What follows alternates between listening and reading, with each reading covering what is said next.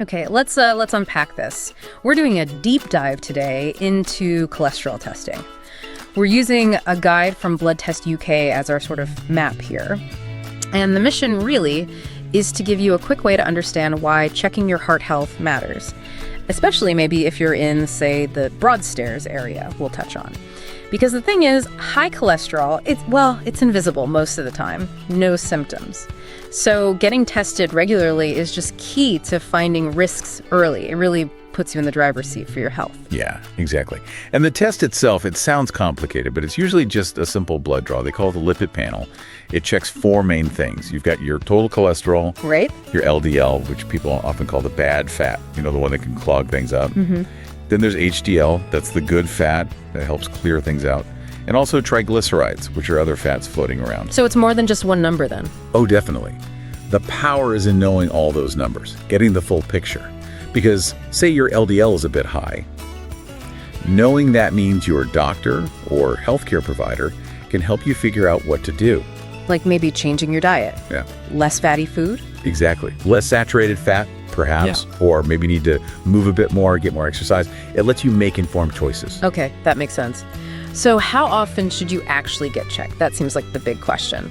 And the guide from Blood Test UK makes it clear. It really, it changes based on you. Like if you're healthy, under 40, no big risks. You might only need to check every, 4 to 6 years? That's generally the guideline, yes. Yeah. Every 4 to 6 years for low-risk adults. But, and this is important, if you're over 40 or maybe you have other things going on like diabetes or high blood pressure, then it's more often. Then you're probably looking at yearly tests. Yeah. Annual checks become much more standard. You really need to chat with your healthcare provider to figure out your specific schedule. Right? Personalized. And talking about making things work for you, the guide from Blood Test UK also mentions convenience, especially thinking locally, like in Broadstairs.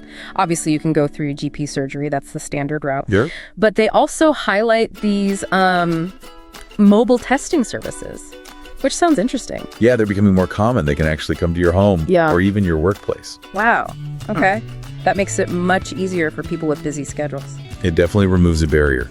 And that ties into some newer tech, too. Like, remember how you used to have to fast for hours before a cholesterol test? Oh, yeah. 12 hours, wasn't it? No food, just water. Right.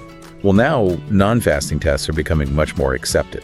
Takes away that hassle. That's a big improvement. And there's also point-of-care testing sometimes. So you can get results much quicker, maybe even during the appointment or from those mobile services. Faster results mean faster decisions about your health. So pulling it all together then, what's the main takeaway? Well, I think the core message is understanding your numbers, knowing your LDL, HDL, all of it is really the first step. It gives you power. That knowledge lets you take action. Improving your diet, getting more active, these things can genuinely change your long-term health prospects. Yeah. You're aiming for good levels, like maybe keeping total cholesterol under 200 milli-GDL as a general guide. Okay, makes sense. Know your numbers, take action. Exactly.